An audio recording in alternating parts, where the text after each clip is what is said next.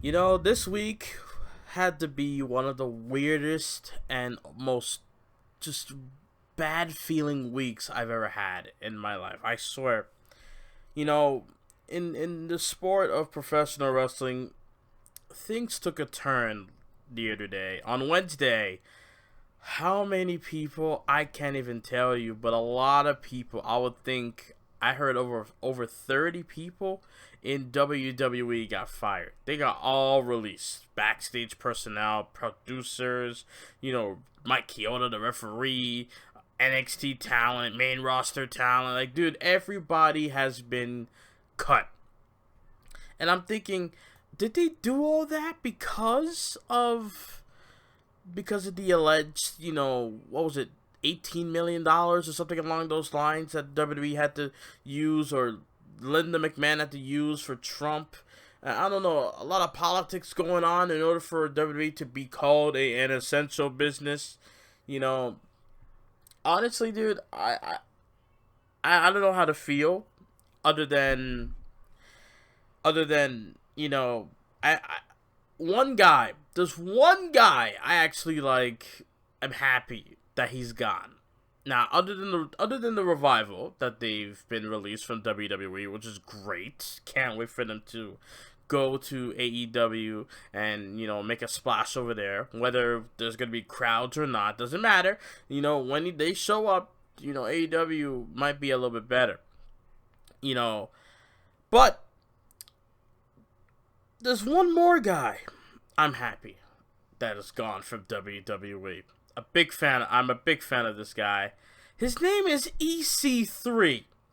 Now, you might not remember EC3, but I obviously do. I can never forget a guy who was in WWE in early 2010s, then was jobbed out, then he got fired, he got let go, he left, and then he went over to Impact, became Dixie Carter's nephew, gained a lot of success in the year 2014, and then was able to become the World Heavyweight Champion, defeating Kurt Angle while undefeated in Impact Wrestling in 2015. Able to go on and have feuds with the Hardy Boys, able to go on and have matches with Bobby Lashley at Bound for Glory, having, just being in certain situations where he's just remembered for. But then 2018 comes around and EC3 shows up at NXT TakeOver Philadelphia, I believe. He shows up there and he's signed to NXT. And at first I was like, okay, let's see what they do with EC3. They give him an opportunity in that ladder match for the North American title. And then he had a good match with Velveteen Dream at a TakeOver. And that was it. After that, he was about to feud with the Undisputed Era, and then he got called up to the main roster. And at first I was like, okay, not okay with this, but let's see what they do on the main roster.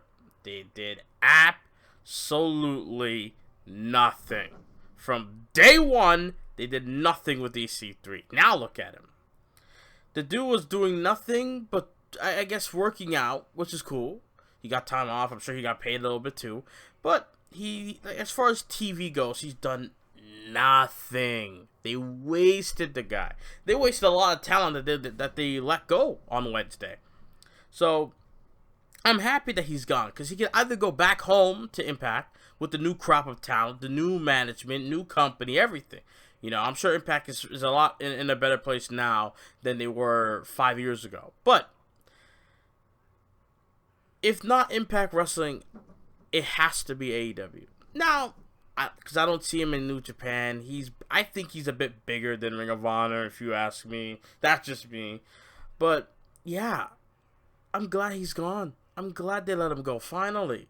Despite that he was amongst the list of guys that I didn't expect for them to just let go. No Way Jose, I didn't really expect that. I didn't expect Zack Ryder to be let go. Kurt Hawkins, the whole Major Bros, they're gone. Everybody, a lot of people have been cut. Now, at first I thought backstage personnel and creative writers or whatever producers were let go, but no, they were put on leaves They were not released. They were put on leave. So hopefully when things get back to normal and things get better, I guess they can come back. Maybe that's one of those situations. Cassius Ohno is put on the alumni list, so he might be either fired or maybe he's on the leave, or they don't. I don't know. Bruh, and now we're hearing from Meltzer and other people from that has good sources. They're claiming also that there's more to come, and I'm thinking to myself, WWE is gonna look so trash in the next couple of months. And people were talking about the video game. Then we got WWE 2K21 apparently being canceled, which is a good thing in my eyes, because it's a good thing and a bad thing. Good thing because it gives them the chance to work on the fucking game. It gives them a chance to actually, I don't know, make the game better than what we got last year. Maybe they can actually add things and put so much effort into the game so it could be the best WWE 2K game that they have. Because the best 2K game in my eyes has to be either 2K18 or 19. That's just me. So, and the bad thing of them not having a game out this year is that I'm stuck with 2K19 and 2K20 for another year. That's another thing as well. And I'm sure they're going to cancel the freaking servers for 2K19 by the end of next month or by the end of this month. So, yeah. It's just, honestly, I won't be surprised if I take a whole leave of absence by the end of the year with Universe Mode entirely until the next game comes out. Because eventually I'm going to get sick and tired of 2K20. And all its bullshit, and all the restrictions that I'm confined with and whatnot. I don't know. Either way, I'm happy that they might actually have time to fucking work on the game. Maybe that might be a factor, or they I don't know. Maybe they just gave up. They're like, look, we can't do this anymore. I don't know. So a lot has happened. I was going to do a podcast last week or a couple of days ago, but I don't know. I did it and I just fell off. I didn't really care for it. And now, after, as I thought this week couldn't get any worse, luckily I was able to do my assignments, do my exams this week, so school for me is over, thankfully, so I can finally focus on Universal because I ain't going nowhere else, and, everything else is closed down. There's one more thing that made 2020 a lot shittier. There's the only highlights I can think of WrestleMania, of this year alone, rather, is Edge returning, the Boneyard match, the Firefly Funhouse match, and McIntyre winning the WWE title. That's it. That's all I got for this year. That's like the only good things I can think of. Everything else, negatives, the negatives are more higher. Like, there's more negative than positive in 2020, and we're only 4 months in. Kobe Bryant passed away with his daughter, and a lot of people in that helicopter. The NBA's paused. NFL, I'm sure they're going to be paused. MLB, even though I don't really care for baseball, but still, that sucks for fans people who are a fan of baseball. That's on pause. WWE is now deemed essential business, even though their shows are not as good. I mean, it's not like they were going to be good with a crowd anyway, but I'm just saying, I'm just saying. Booking wise, the shows have not been that good. Either way, but it shows that crowds are very important in wrestling, and I highly doubt. People think, oh, this is going to make WWE realize that without the fans, they ain't shit. And I realized, that is partly true, but at the same time, creatively, they know that we're just going to keep watching and bitch and moan anyway. Doesn't really matter what they do. So, there is that. Just as I thought, just as I'm recording this literally the next day after all the release, everything that happened on Wednesday, on April 15th, now it's the 16th, I'm thinking to myself, okay, it's a new day, let's see what happens. First thing I read on Twitter, Howard Finkel passed away. That's that's great. So Kobe Bryant passed away. Now we got Rocky Johnson, who passed away. Now we got Howard Fink could have joined that group. I mean, plus the coronavirus is killing multiple people left and right, worldwide, and bruh, 2020 has to be the worst year of all time. Or at least it's the worst year this decade, no doubt. But it's the worst year. I think it's the worst, like the single worst year I can remember. I don't remember a year that was way worse than this.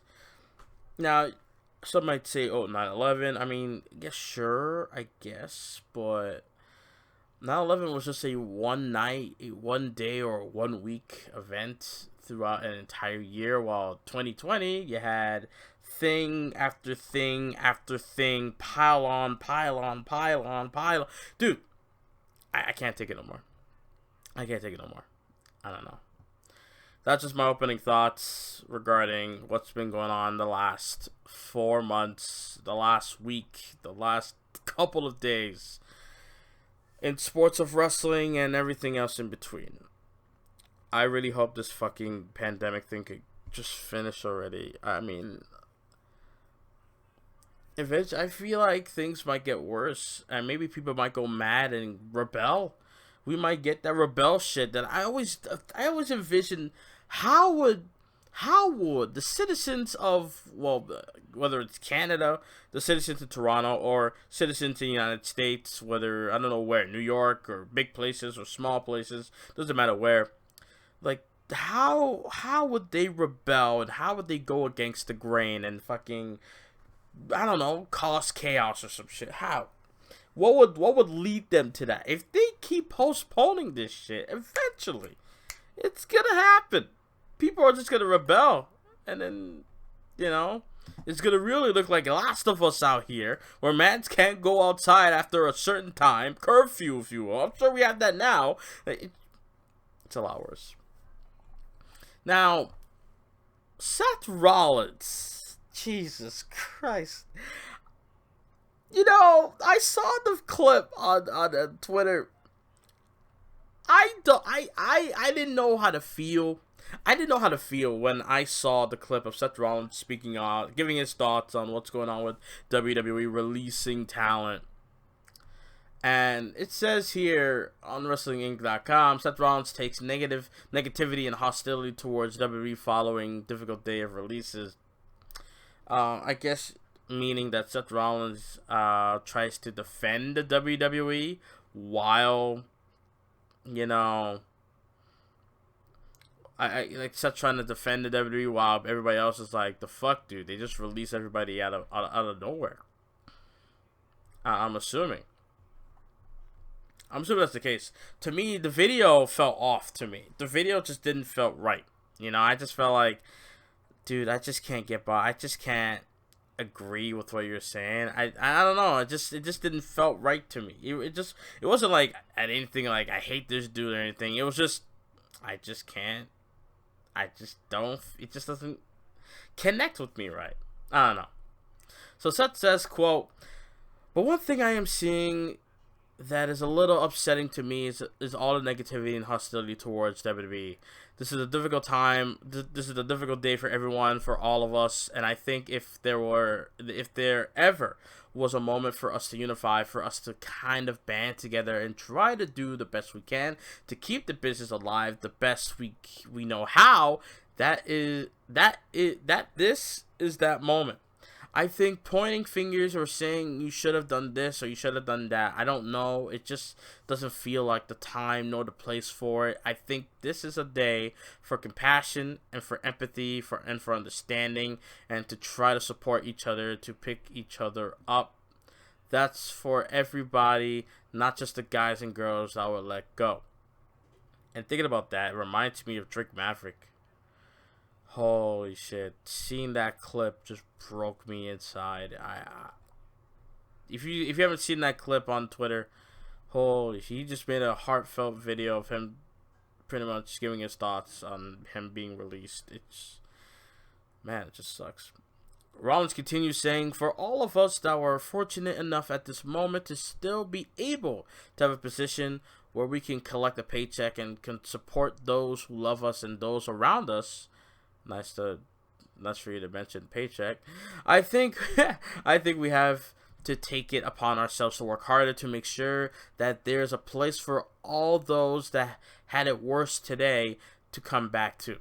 As a planet, that's one way to phrase it. As a planet, we can rally around the idea that this is only temporary, and those that lost their positions and are struggling to figure out what to do next, that they will be able to make it back from this, whether that's with WWE or with another organization or a completely new field. This isn't the end. I think that if we start fighting amongst ourselves, it's only make things worse. It's only going to make things worse. So I encourage everyone to try to come together on this, try to support each other and lift each other up.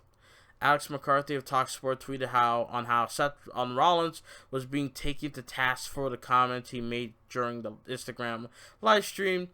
Rollins responded and acknowledged that it was a sad day of full contemplation and that desire to unify and rally behind the business.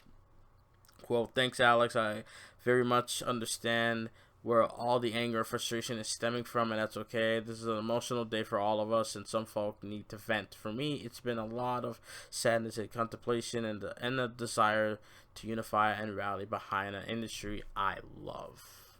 So again, I don't know. It just didn't feel right for me, or maybe it was just a bad day in general. I mean, it just didn't feel right when I heard all the stuff he said. It just felt like, I don't know, he tried to say something nice or try to make something good out of something, and it just didn't come off right. I don't know. That's just me. So,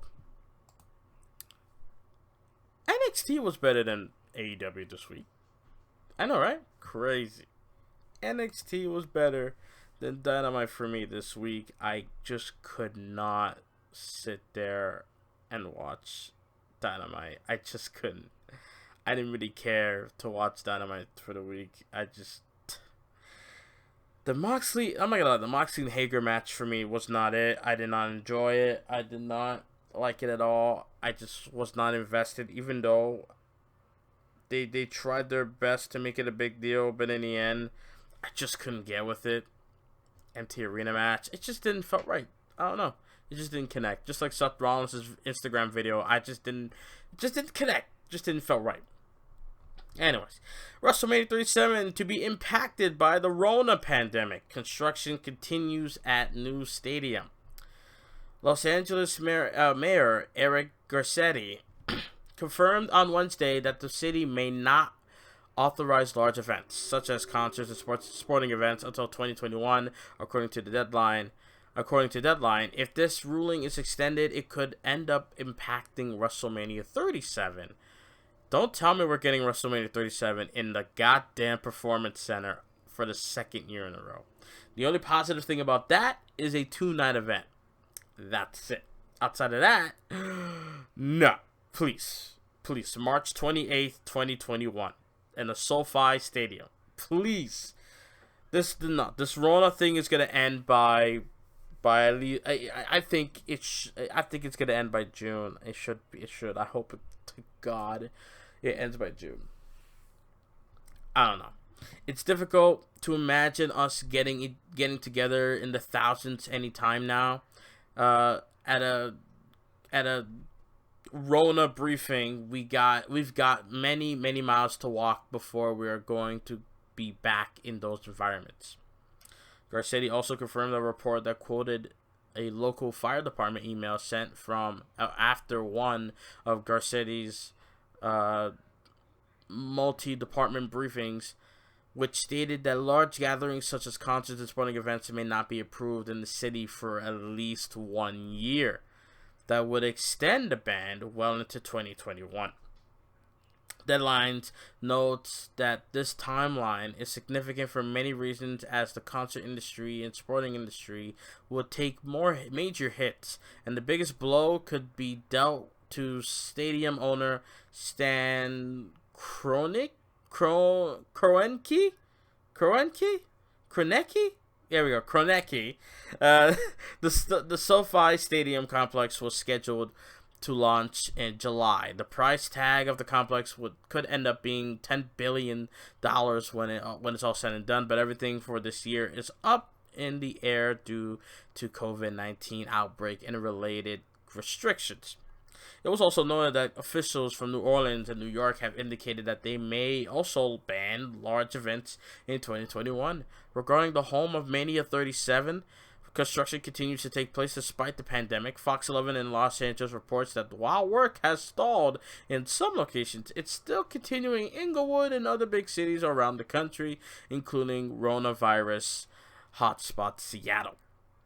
Construction on SoFi Stadium was given the okay to continue while California remains under the stay-at-home order. Fox 11 added that 2 workers on the stadium construction site have tested positive for COVID-19. The company overseeing the stadium is now conducting daily temperature checks for the workers and practicing social distancing measures. WrestleMania could get ruined again. Well, there's only one positive about this year. Donald Trump is going to be out of the presidency, spot by the end of the year.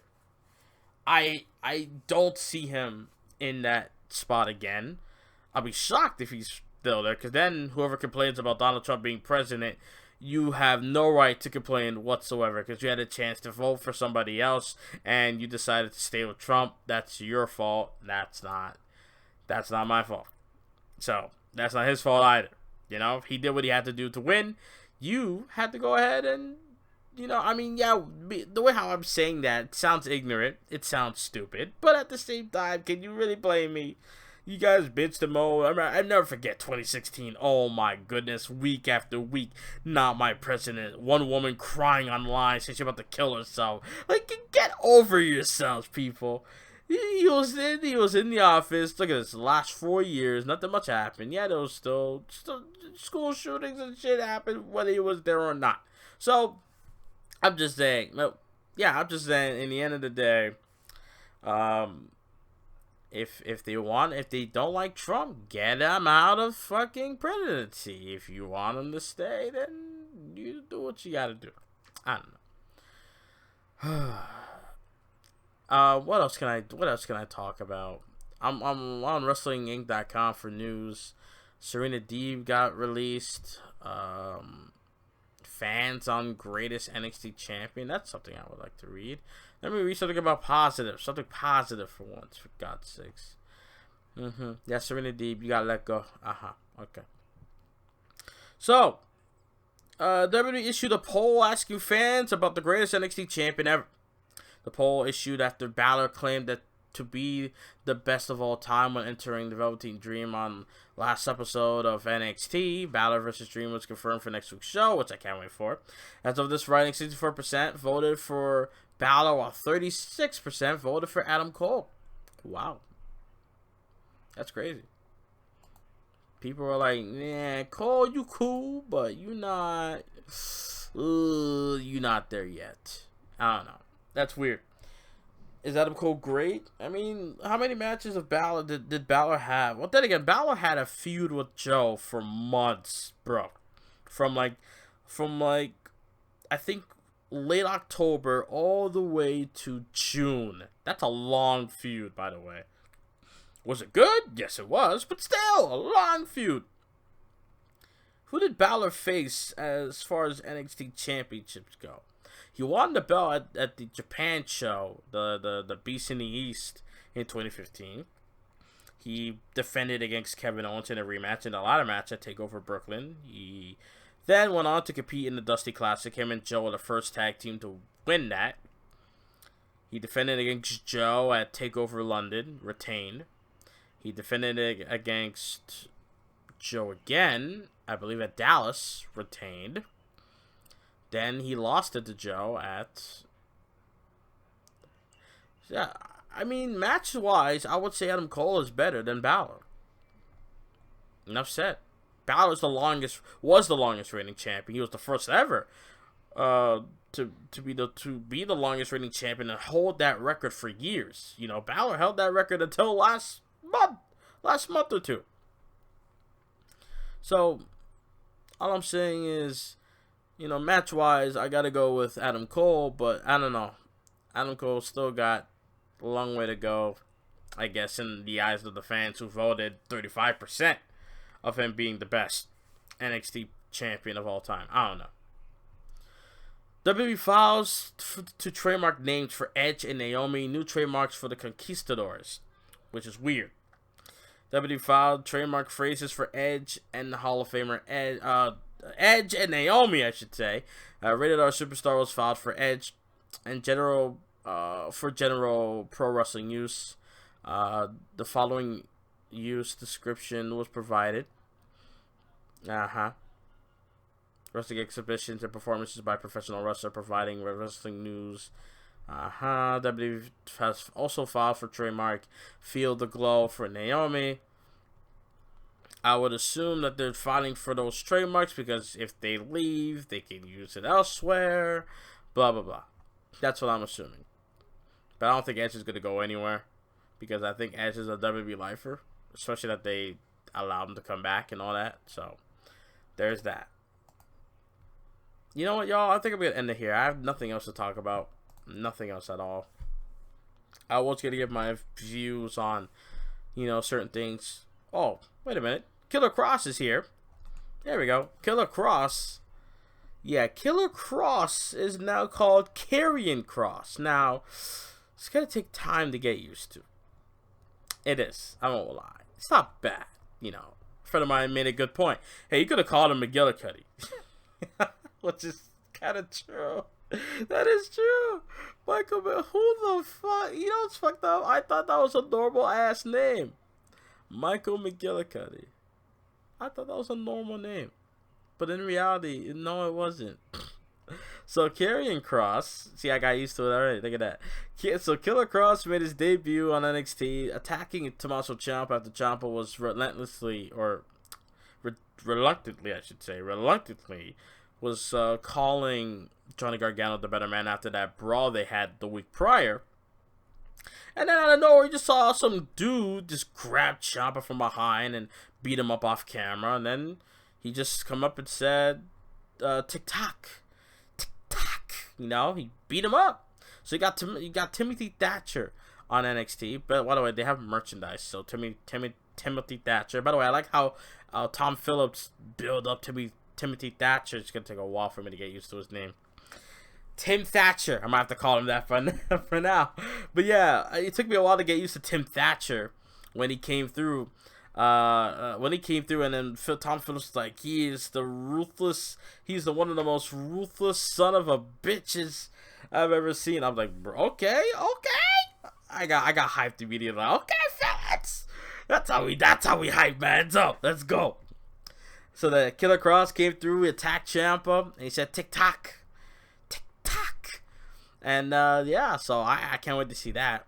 And like, there's a boot, by the way. There's, like, a woman's, like, high-heel boot on camera. So you got Scarlett Bordeaux and not Tommaso Ciampa, Killer Kross, I should say, teaming up. Those two will be together. That's a good thing. I mean, Scarlett Bordeaux can wrestle. I don't know if she could. I think she might be a valet for now, and then eventually might go into wrestling. I don't know what Triple H is gonna do. Hopefully, Triple H does not have the mindset of Vince McMahon. You know, oh, hot woman, valet, bitch, I can wrestle, valet. You know, I don't know. Hopefully, that won't be the case. But yeah, I'm happy to see Killer Kross here. I thought, like, oh, they're gonna ruin this dude, Karrion. They're gonna give him some stupid name, but Karrion Kross is not that bad. That actually sounds cool.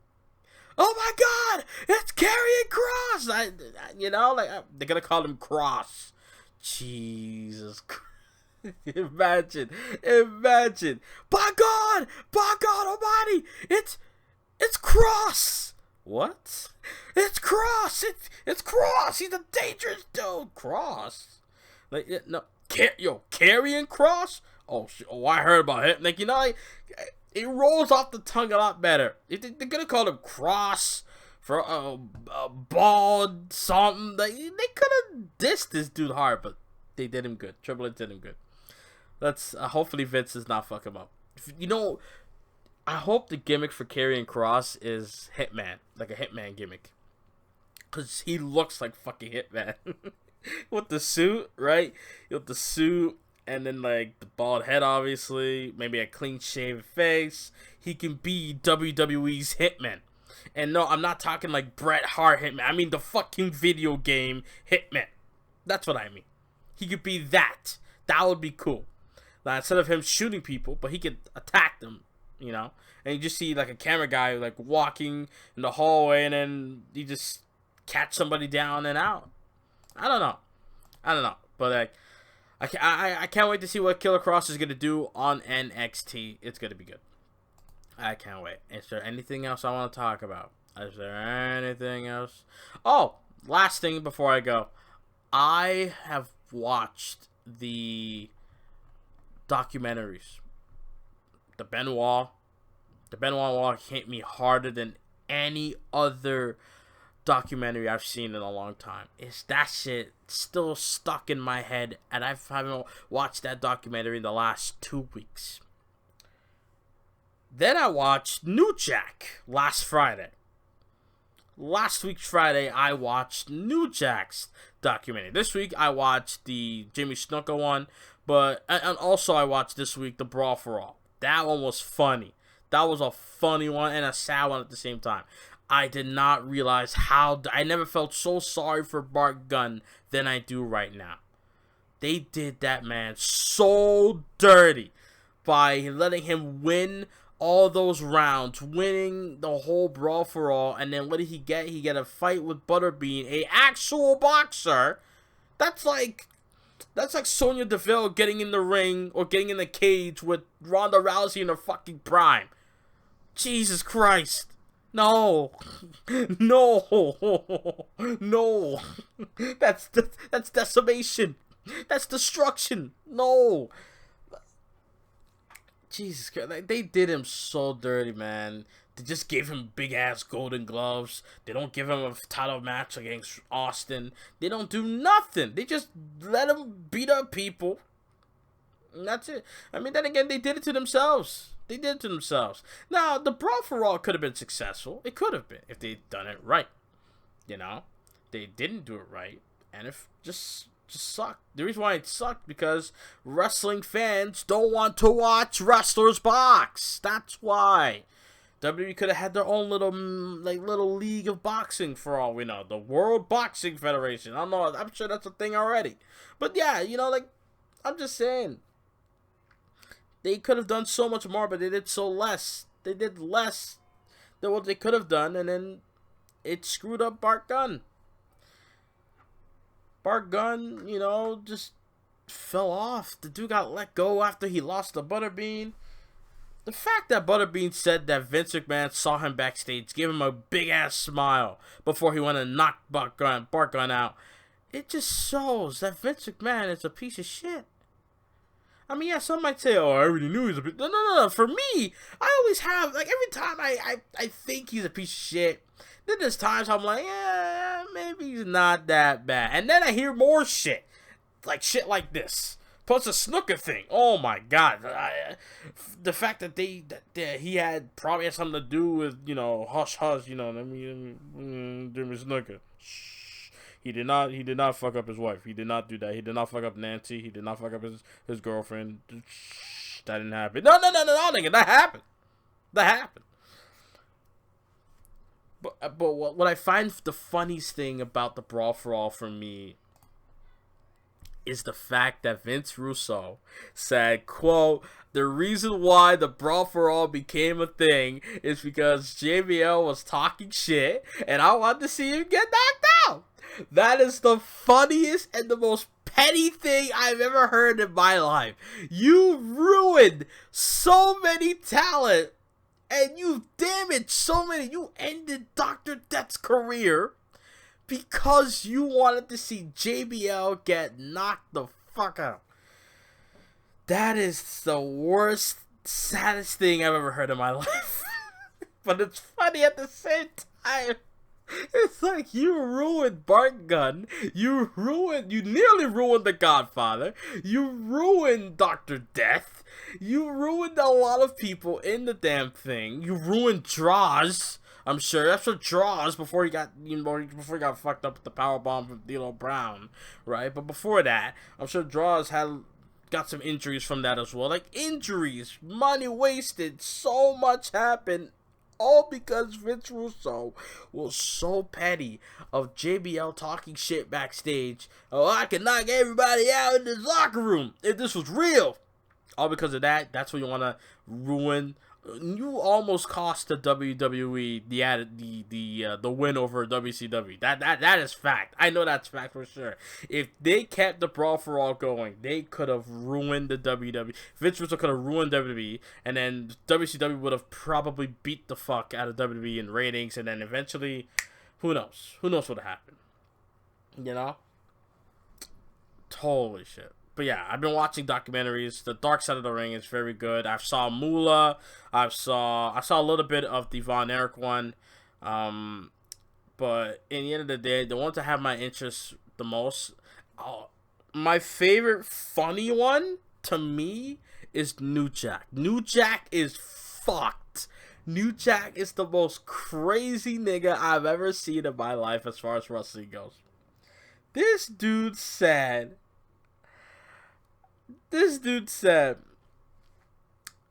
he wanted to discuss a match with a white dude at some indie fed show.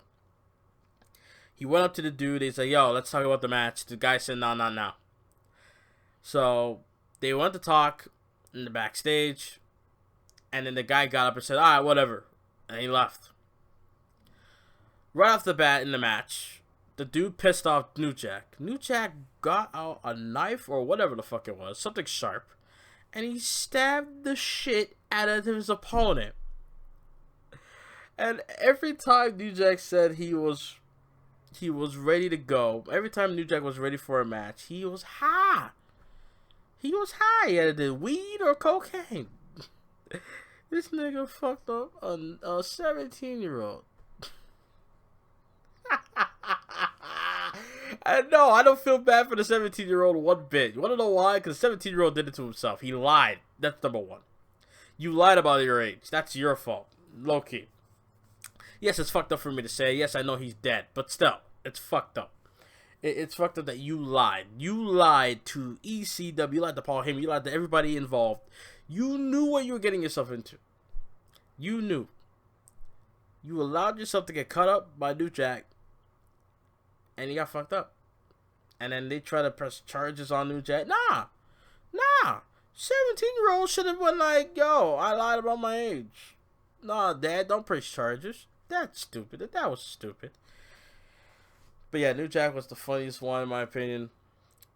Oh my god, if you went to WWE, that would have been something like I would want to see, but that's never it never happened. Obviously, I know why, but still, that shit was funny. New Jack is the realest nigga I've ever seen in my life. Real nigga. But yeah, those dark side of the ring documentaries are fucking phenomenal, and I can't wait. I heard there's gonna be one about Owen Hart. I cannot wait.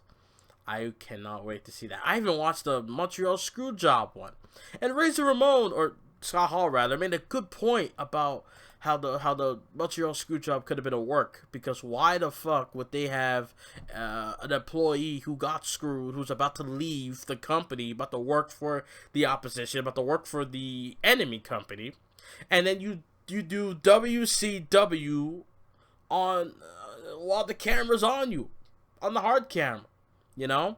That is a good point.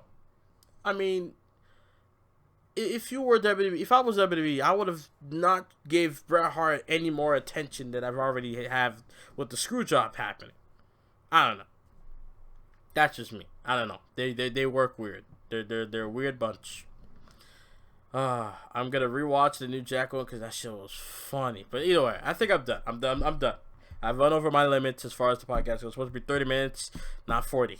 Hope you guys enjoyed the 7 Days podcast, and hopefully I upload this shit for real this time. Hopefully we'll get through this dark time. If you guys can, please leave a like, subscribe. Universal Mode videos coming out this week and next week. And I'll see you guys next time. Later.